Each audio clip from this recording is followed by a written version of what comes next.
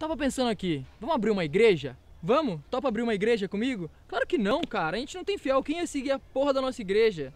Bom, o assunto de hoje é imunidade tributária para templos. Sim, sabe por que igreja não paga imposto? Eu sei, eu vou tentar te explicar hoje.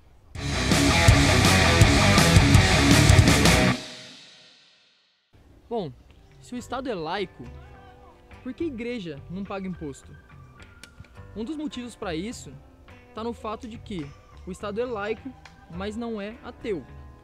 Ou seja, o Estado com certeza não pode adotar uma religião como oficial, mas ele tem o dever de garantir a liberdade religiosa e de proteger a prática e os locais de culto. Esses deveres estão previstos no artigo 5º, inciso 6º da Constituição, que dizem o seguinte: é inviolável a liberdade de consciência e de crença, sendo assegurado o livre exercício dos cultos religiosos e garantida, na forma da lei, a proteção dos locais de culto e suas liturgias. O artigo 19 da Constituição também diz o seguinte: é vedada à União, aos Estados, ao Distrito Federal e aos municípios estabelecer cultos religiosos ou igrejas, subvencioná-los, embaraçar-lhes o funcionamento ou manter com eles e seus representantes relações de dependência ou aliança, ressalvada, na forma da lei, a colaboração de interesse público.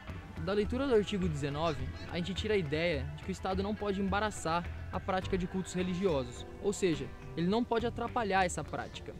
Além disso, quando a nossa Constituição estava feita, as pessoas que elaboraram ela tinham a noção de que o imposto tem o poder de destruir. Nesse sentido, vale a pena aqui falar uma frase famosa de um juiz da Suprema Corte norte-americana: "The power to tax involves the power to destroy", ou seja, o poder de tributar envolve o poder de destruir. Tendo essa ideia, as pessoas que elaboraram nossa Constituição criaram o artigo 150, inciso 6º, a linha B e parágrafo 4º, que diz o seguinte: sem prejuízo de outras garantias asseguradas ao contribuinte, é vedado à União, aos Estados, ao Distrito Federal e aos municípios instituir impostos sobre templos de qualquer culto. As vedações expressas no inciso 6º, as linhas B e C, compreendem somente o patrimônio, renda e os serviços relacionados com a finalidade de cada uma delas mencionadas. Disso, a gente percebe que o artigo 150 da Constituição cria um impedimento para que o Estado tribute templos religiosos, de qualquer culto.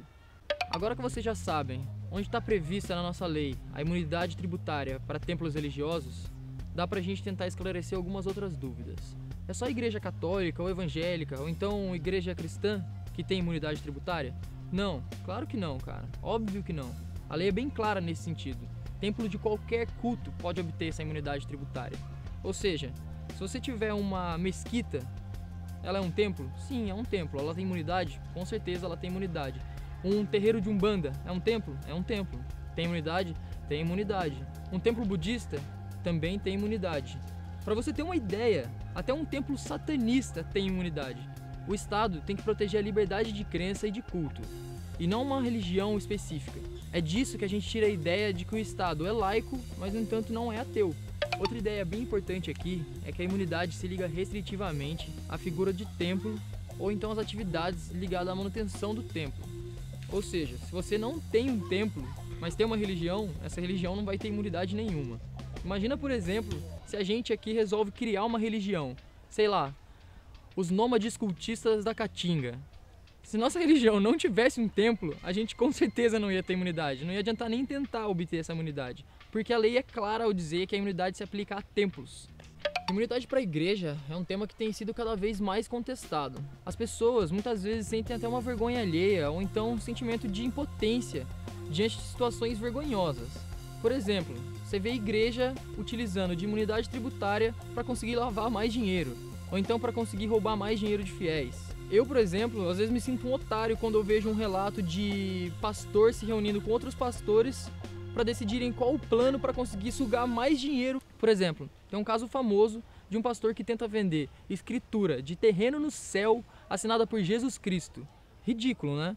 Um cara desses tem imunidade tributária para ficar enganando os outros? O dinheiro que ele arrecada no templo dele não vai ser tributado? Não dá, né, cara? Mas, mesmo assim, tudo isso não justificaria o fim da imunidade tributária.